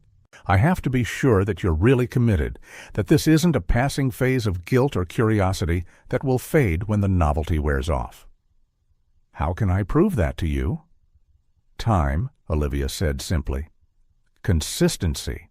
Show me that you can be dependable, that when you say you'll show up, you actually show up, that you won't disappear when work calls, that you're willing to make sacrifices for your daughter like I've done for 6 years." Ethan nodded slowly. It wasn't what he wanted to hear, but it was what he deserved. Can I keep seeing her at the park? At the airport?" Olivia hesitated, weighing her decision. "Yes, but only as her friend, nothing more, and I want to know when and where you meet." Her gaze was steady. "And I want your word, Ethan, that you won't drop even the slightest hint of who you really are until I say it's time." "You have my word," he promised solemnly. Silence settled between them again, but it was different now, less hostile, more contemplative. A distant siren broke the quiet of the night. "How did you manage?" Ethan asked at last. "Raising a child alone, working, keeping everything going without any help." A sad smile crossed Olivia's lips. "Not all forms of success make headlines, Ethan. Some are measured in school lunches packed, in Band-Aids placed on scraped knees, in bedtime stories read at night." She gave a slight shrug. "I did what I had to do, the same way millions of single mothers do every day." Ethan felt a new wave of admiration for the woman he had once loved and then so carelessly abandoned. While he had built a towering corporate empire, she had built something infinitely more precious, more lasting. "You're amazing," he said, with no trace of charm or manipulation, just simple, unadorned truth. "And I regret every day that I didn't see that sooner." Olivia didn't answer directly, but her expression softened a bit. "It's getting late," she said, standing up. "I have lessons to plan, and Ava wakes up early." Ethan took the hint. This chapter of their conversation was over. There was much more to say, but not tonight. He stood as well, feeling at once exhausted and oddly invigorated. "Thank you," he said quietly, "for telling me the truth, for not stopping me from seeing Ava. He hesitated, for being strong enough to do everything I didn't." Olivia nodded, accepting the long-overdue tribute. As Ethan descended the porch steps, she called out one last time.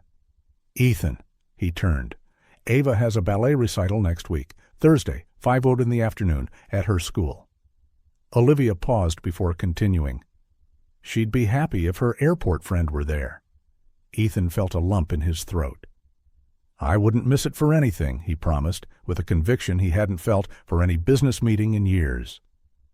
As he walked back to his car, Ethan bore the weight of a truth finally revealed. Ava was his daughter. He was a father, an absent, flawed one who had lost irreplaceable years in the pursuit of professional success. But he was also a father with a second chance, a chance to show up for the future even if the past could never be reclaimed. He looked up at the night sky, dotted with stars he rarely noticed from his penthouse. The vastness overhead seemed to mirror the expansion of possibilities before him, frightening, challenging, but infinitely more meaningful than any corporate triumph. That night, for the first time in years, Ethan Blackwood wasn't just a CEO. He was a man facing his greatest challenge, learning how to be a father. The weeks following that raw conversation on the porch brought a profound and seismic shift to Ethan's life. For the first time since he founded Innovtech Solutions, the company was no longer the absolute, unwavering center of his existence. His office, once a beacon of light late into the night, now sat dark and empty after 3 p.m. on most days. Meetings, once deemed unmissable, were handed off to Ryan and other senior executives. International trips, once a constant rhythm in his life, were now carefully scrutinized for genuine, unavoidable necessity. "Are you all right, Mr. Blackwood?" his assistant Allison asked one morning after watching him decline a critical conference in Tokyo that could have accelerated the new branch's launch by months. "Are you sick?" "Never been better, Allie," Ethan answered with a smile that only deepened her confusion. The truth was that Ethan Blackwood, the unstoppable CEO who had built a tech empire through sheer, unadulterated dedication, had found something else to dedicate himself to, or rather, someone else. As per his agreement with Olivia, Ethan continued his meetings with Ava as the airport friend. They went to the park, they ate ice cream, they played improvised chess with rocks and leaves, and they talked about books and dreams.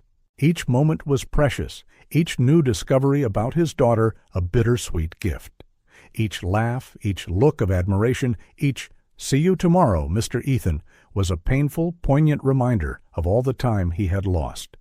The executives at Innovtech watched in astonishment as their leader transformed. Rumors circulated like wildfire through the corporate grapevine. Undisclosed health issues, a looming resignation, perhaps even a hostile takeover attempt. None of them guessed the real reason, a small girl with brown hair and hazel eyes who had somehow melted the heart of their unyielding CEO. Olivia noticed the changes, too. In the first few days following their revelation, she watched him with a cautious, guarded eye, bracing herself for the moment his initial enthusiasm would fade, for the inevitable company crisis that would make him vanish again. But the weeks passed, and Ethan remained consistent, present, reliable. If he said he would be at the park by 4, he arrived at 3:45. If he promised to attend Ava's ballet class observation, he was sitting in the front row. If they had a plan for ice cream after school, there were never any last-minute calls to cancel. One particularly telling afternoon, Ethan appeared at a school music recital where Ava was to play a simple, halting piano piece. Mid-performance, his phone buzzed with an urgent call. It was the final critical contract for the international branch, the very project he had been obsessing over for more than a year. Without a moment's hesitation, Ethan silenced his phone and tucked it away, his eyes fixed on his daughter, who didn't yet know he was her father. Ryan could handle it. Ava wouldn't have another first recital. It was this small, almost imperceptible gesture, noticed by Olivia from a few rows behind him, that finally began to melt the last layer of ice around her heart. The next morning, while Ava was at school, Olivia called him. "I think it's time," she said simply. "Sunday afternoon. Can you come to our house?" Ethan's heart pounded in his chest as he understood the profound significance of those words. At last, after weeks of playing the role of a friend, he could finally be who he really was. Ava's father. "I'll be there," he promised, his voice thick with an emotion he couldn't control. Sunday dawned bright and sunny, as if the universe itself recognized the importance of the day. Ethan had barely slept, his mind a battlefield of anxiety and anticipation. How would Ava react? Would she be happy? Disappointed? Confused? Angry? The possibilities tormented him. He arrived at Olivia's house half an hour early, too nervous to even consider being fashionably late. He waited in his car, observing the blue house and imagining Ava inside, completely unaware that her life, like his, was about to change forever. Exactly at 3 p.m., Ethan walked up to the door. This was no ordinary visit. In many ways, it was the most important day of his life. Olivia opened the door before he could even knock. Her expression, usually so guarded around him, now revealed a complex mix of nerves and cautious hope. "She's excited to see you," Olivia said softly. "She said she has a new collection of stones to show you, her airport friend." Ethan's chest tightened. In a few minutes, he wouldn't just be the airport friend, he would be her father, a title that no professional accomplishment could ever match. The living room was cozy, furnished simply, but with a palpable sense of care. There were photos of Ava everywhere, Ava as a baby, Ava on her first day of school, Ava in a Halloween costume, her entire life documented in images that he had not been a part of. "Have a seat," Olivia offered, gesturing to the couch. "I'll get Ava. She's in her room, finishing a drawing." Ethan nodded, unable to trust his own voice. While Olivia was out of the room, he took in every detail. Children's books mixed with adult novels on the shelves. A small piano in the corner where Ava presumably practiced. Bright, colorful drawings stuck to the fridge, visible through the kitchen doorway. This was a home in the truest sense of the word, something his immaculate penthouse, for all its luxury, had never been. Olivia returned a few minutes later, holding Ava's hand.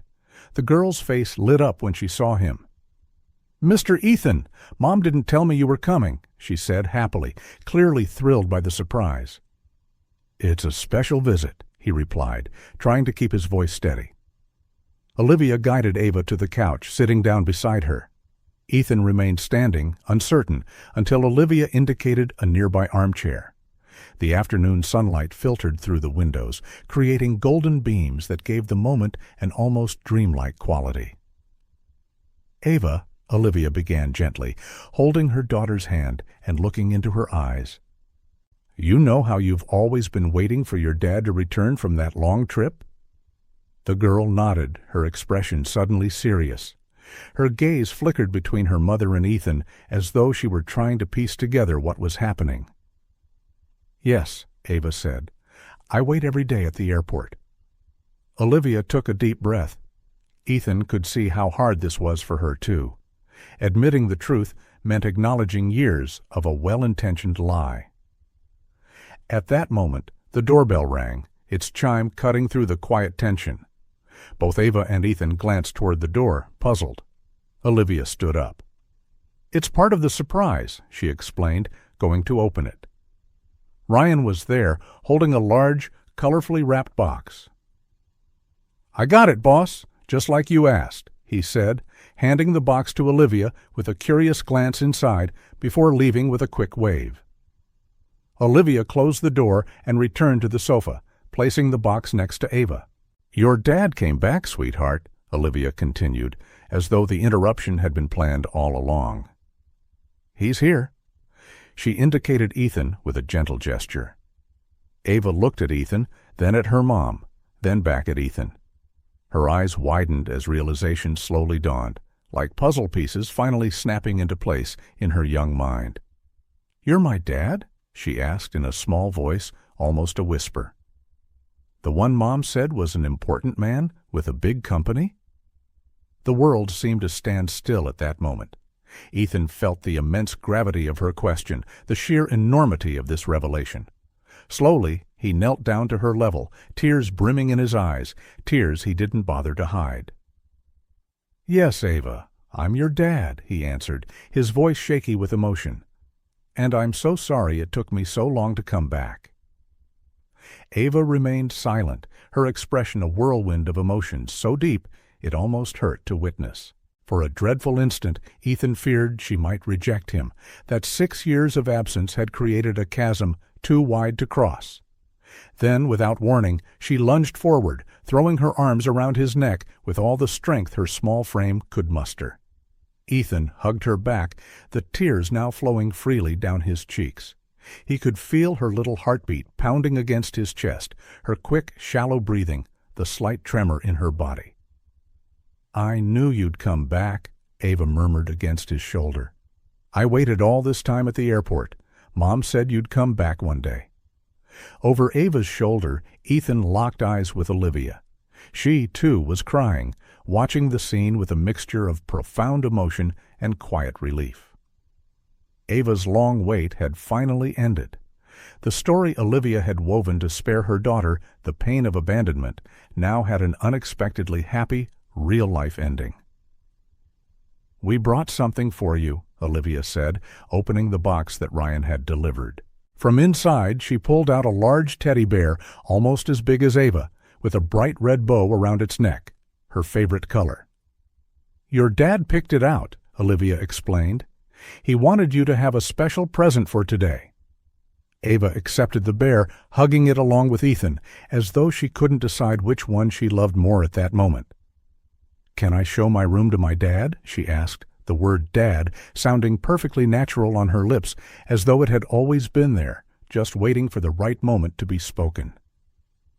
Olivia nodded, and Ava grabbed Ethan's hand, tugging him eagerly, her body vibrating with the vibrant energy of a child proud to reveal her world. As she led him around the house, excitedly pointing out every detail of her little realm, Ethan realized he had spent his entire life chasing the wrong kind of success. He had built an empire, but he had lost a kingdom far more precious, the formative years of his daughter, the growth of a love that Olivia had once offered so freely. Some mistakes couldn't be fully undone. The lost time could never be recovered. But maybe, just maybe, there was still room for a new beginning, a different path where success was measured not in acquisitions and profits, but in smiles, hugs, and shared moments. For the first time in his adult life, Ethan Blackwood wasn't thinking about the future in terms of strategic goals or 5-year plans. He was thinking only of the next minute, the next hour, the next day with his newly discovered daughter. And surprisingly, that was more than enough. Silence filled the boardroom when Ethan Blackwood finished his announcement. Effective immediately, I'll be cutting my workload by 50%. Ryan will take on additional responsibilities as COO. Richard Harrison, the oldest board member, was the first to speak. Ethan, we're at a critical phase with this new branch. This hardly seems like the right time to reduce your involvement. Ethan smiled, a rare sight in these meetings. Richard, 6 weeks ago I would have agreed with you, but I recently discovered I have a 6-year-old daughter, a daughter I never knew. She needs me more than this company ever did. Around the table, expressions ranged from shock to disbelief. Ethan Blackwood, the workaholic who had transformed Unwavering into a tech powerhouse, was now talking about fatherhood as his primary priority. This isn't a negotiable decision, Ethan continued. Unwavering will continue to grow, but not at the expense of my family. Not anymore. As people began filing out, Ryan approached Ethan, still processing the news. Are you sure about this? We sacrificed a lot to get here. That's exactly the problem, Ryan. I sacrificed things I never should have. Now I'm trying to fix that before it's too late. In the days that followed, Ethan adjusted to a new, unfamiliar routine. Every Tuesday and Thursday, he dropped Ava off at Hampton Elementary School. The first time was a minor disaster. He arrived too early, parked in the wrong spot, and tried to enter through the teacher's gate. But the sight of Ava dashing toward him, shouting, "Daddy!" outweighed any embarrassment. "This is my dad," she would tell her friends proudly, with a mixture of shyness and delight. "He works with computers. He took a long trip, but now he's back."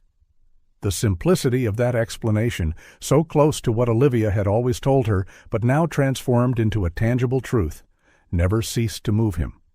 On Mondays, Wednesdays, and Fridays, he arrived punctually to pick her up. In the beginning, the other mothers stared with curiosity. The impeccably dressed executive looked out of place among the typical crowd. But as the weeks passed, the suits gave way to casual clothes, and his stiff corporate posture relaxed as he talked about homework and classroom antics. "Mr. Blackwood, could you help with the school's summer fair?" one of the teachers asked one afternoon. 5 years earlier, he would have written a check just to avoid participating. Now he replied, "Of course, you can count on me, and please, just call me Ethan." Olivia's dinner table, once the private domain of a mother and her daughter, now frequently seated Ethan as well. Simple, home-cooked meals that he appreciated far more than any Michelin-starred restaurant. Gradually, the three of them formed small traditions. Pizza on Fridays, Sunday walks in the park, bedtime reading sessions. "You read differently from Mom," Ava remarked one night. "You do voices for all the characters." "Is that good or bad?" Ethan asked, uncertain. Ava considered the question seriously. "It's just different. I like both ways. Mom says different doesn't mean better or worse, just different." Ethan nodded, appreciating how Olivia's quiet wisdom shone through in Ava's words. Not that everything was perfect. There were tense moments, boundaries tested. Ethan, used to having absolute control at work, sometimes struggled to accept that when it came to family matters, his was just one opinion, and often second to Olivia's greater experience. Olivia, for her part, wavered between gratitude at seeing her daughter's happiness and a lingering fear that Ethan might revert to his old habits whenever his career beckoned. "How do I know you won't vanish again when a major crisis hits the company?" she asked one night after Ava was asleep. "How do I know this isn't just the novelty of fatherhood?" Ethan didn't answer right away. It was a fair question. "I can't prove something that hasn't happened yet," he finally said.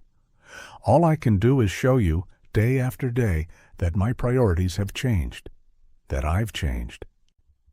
Olivia observed him closely, looking for any sign of deceit, but found only sincerity. "Ava's already suffered too much waiting for a dad who wasn't there," Olivia said gently. "Don't hurt her now that she's finally found you." Business journals were quick to notice the changes. First came the fact that Ethan had delegated the presentation of quarterly results to Ryan. Then the cancellations of international conferences, his absence at major industry dinners, and the dark office after 3:00 p.m. "What happened to Ethan Blackwood?" blared the headline of the Business Chronicle. From workaholic to missing in action, the mysterious transformation of Innovtech's CEO. The article speculated about trouble within the company, undisclosed health problems, even a possible mental breakdown. No one considered the simpler truth: the man who had built an empire had discovered his most important project in a suburban blue house, a project clad in a red coat, patiently waiting for him. One afternoon, a major security breach threatened one of Innovtech's top products. The engineering team was in a panic. Millions of customer data records were potentially at risk. Normally, Ethan would have dropped everything, locked himself in a war room, and not emerged until the crisis was solved, no matter how long it took. But that night, Ava had a ballet presentation, her first time dancing in front of an audience who knew that her father would be watching. "Ryan, you and the team have 2 hours to come up with a plan," Ethan announced. "I'll be back after 7 tau. My daughter has a show, and I promised her I'd be there." Ryan's face showed a mixture of incredulity and admiration. "But Ethan, this is a crisis." "I know," Ethan finished, grabbing his jacket, "and we'll solve it after I watch my daughter dance like a butterfly for 3 minutes. Only Olivia and Ava witnessed Ethan's expression during the show. Ava, wearing improvised blue wings, timidly fluttered among the other tiny butterflies. And there, in the third row of an elementary school auditorium, the powerful CEO of Innovtech Solutions quietly wept tears of joy and sorrow for all the moments he had missed. As summer approached, the dynamic between Ethan, Olivia, and Ava continued to evolve. The blue house that had once belonged exclusively to a mother and her daughter often included a third occupant on weekends. Ethan still kept his penthouse, but he spent less and less time there. The idea of a shared home had yet to be voiced out loud, though it hovered in casual conversations about bigger yards or the possibility of adopting a dog. Ava's long-held dream.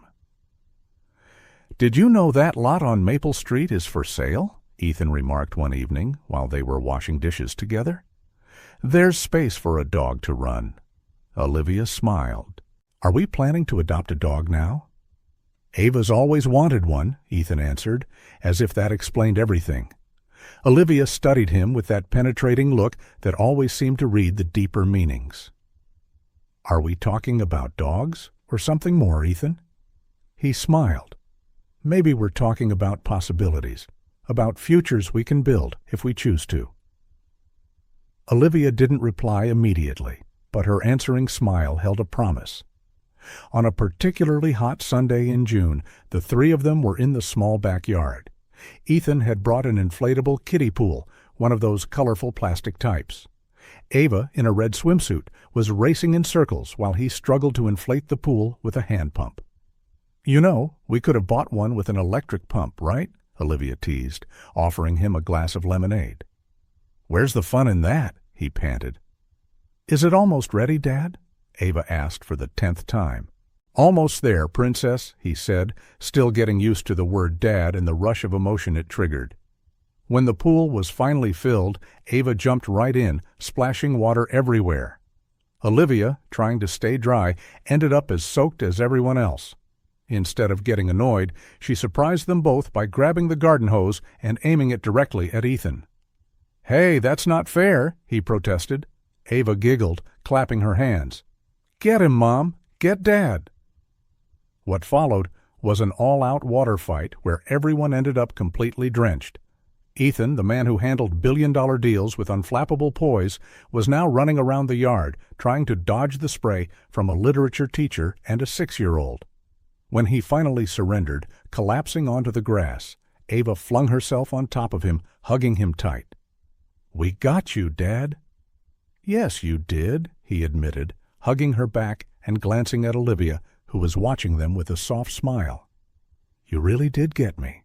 Olivia sat down beside them, her wet hair framing her face in a way that reminded Ethan of the day he had first met her all those years ago. It had been love at first sight then, and now, in a surprising, beautiful twist, he felt that same love rekindling, deeper, more mature, and infinitely more profound. Ava, lying between them, pointed up at the sky. "That cloud looks like a dog," she said dreamily. "A big dog, like the one I've always wanted." Ethan and Olivia exchanged a look over their daughter's head, a silent connection that was becoming more natural with each passing day. "Maybe it's a sign," Ethan mused. "Maybe," Olivia agreed, her hand gently touching his. In that perfect, sun-drenched, late-afternoon moment, Ethan Blackwood finally understood the truth he had been searching for throughout his entire adult life. Success wasn't measured in acquisitions or business headlines. It wasn't found in boardrooms or on private jets. True success was right here, in this modest backyard, in a wet, giggling embrace, in a shared moment of genuine, unadulterated happiness. The trip that had really changed his life wasn't the one he took years ago that led him to the CEO's office. It was this journey back, this rediscovery, this reconciliation with the parts of himself he had abandoned on the path to ambition.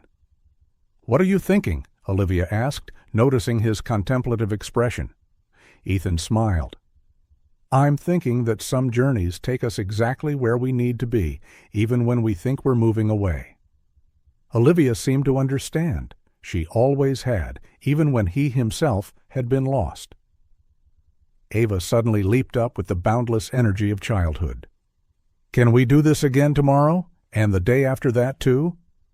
Ethan looked at Olivia, a silent question in his eyes.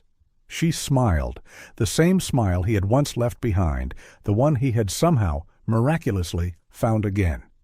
"Tomorrow and the day after," Olivia agreed. "And any day we want."